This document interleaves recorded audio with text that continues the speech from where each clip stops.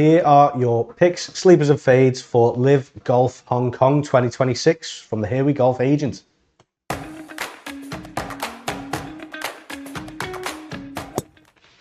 So yeah, LIV returns after a couple of weeks off to Hong Kong at the Hong Kong Golf Club in Fanling.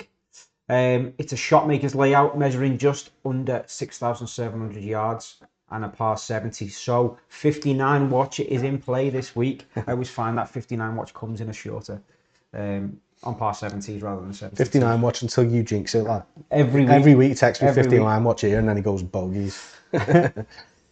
Course fit penalises raw distance and disproportionately rewards driving accuracy and strokes gained on approach from short irons. So, unlucky Bryson, mate.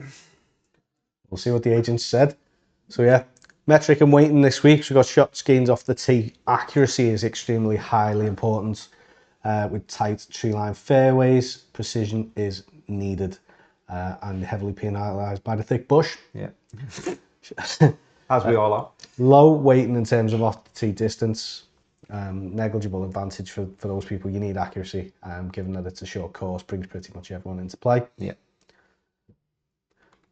High shots gained on approach. So yeah, you are going into small undulating greens, so you need to be accurate there.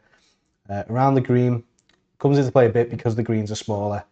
You need to be getting up and down if you do miss them, and then the greens are fast, so shots gained putting, strokes gained putting, apologies, is necessary as well. So who have we gone for? Who's the agent gone for? The agent has said Jon Rahm is a very good technical fit. He leads field in strokes gained on approach and true strokes gained. He's a top 10 master, and we've said this from day one. And his win probability is 17.3%. That's huge. It's massive considering the length of the field. Huge. Yeah, and especially considering Bryson's and like Tyrrell as well. Yeah, are in the field. That's a massive gap. Huge. Abraham answer next.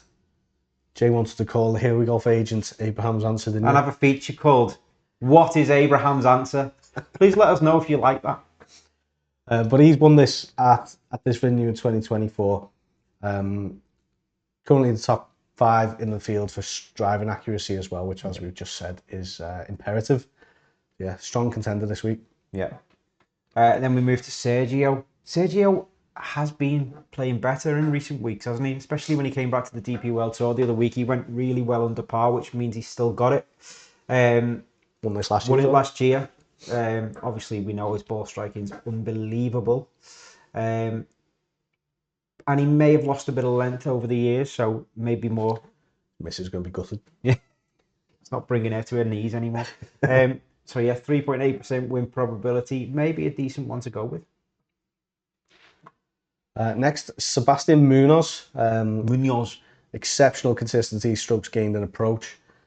So his game translates perfectly for these shorter tactical courses. And then Paul Casey. He's not someone I'd ever consider, Casey, mate. Not anymore, no. He hasn't torn up any bushes recently. Obviously, elite iron player, yeah. But yeah, I think it's more the fact that the short course brings players like him who are traditionally shorter. He used to be a bomber, didn't he, Paul Casey? Yeah. Not so much anymore. And then Tyrrell is the last consideration from the Here We Golf agent. Aggressive wedge play, but he's in the 94th percentile globally. But yeah, it's got him down moderate to high consideration compared to the others. So that brings us on to our sleepers and our fades. We've just got one from each category there. Do you want to go through the fade? Yeah, the fade is Bryson DeChambeau. Not really surprising because he is a bomber. He does not need to bring this course to his knees with his length because there's hardly any length there. You need to be more accurate. Bryson is a typical long drive bomber, and although he has got a good, he's got the whole game. It's just he does rely on it a lot. His advantage is neutralised, isn't it? It's nullified from the length of the course. So the rest of his game does need to be on point. It could be It could be, but he needs to rely on his putter, as it says there, which is more volatile than the iron play of Rahm or Garcia. So that's a really good knowledge to take into this week. Yeah. And then our sleeper for the week is Peter Uline. He's played well here. 6th in this last year, 2nd in the International Series events that was held here as well.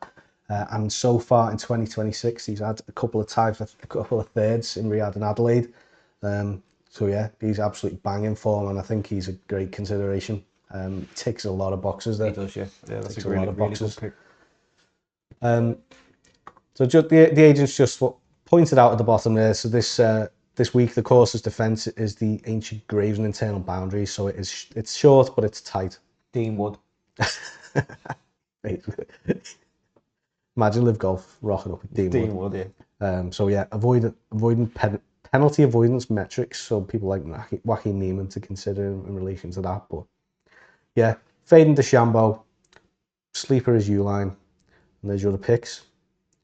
Anything else to add? No, I think that's a really good Here We Golf agent leaderboard. You'll notice that it did really well last week. There was no LIV Golf event last week, but in the PGA Tour and the DP World Tour, it did really well. Picked out Smotherman, who we thought, who the hell is this guy? Yeah. So yeah, follow along for more Here We Golf agent picks. Yeah. And let me know what name he should be. That's it. Drop us a like and comment below as well. Who are your picks, who are your fades, and who are your sleepers? Subscribe to the channel if you don't mind, and we'll go into this in a bit more depth on the 19th hole later in the week, so stay tuned for that. Love it. Yeah, that'll do. Here We Golf agent. Good luck, everyone. We'll see you next time.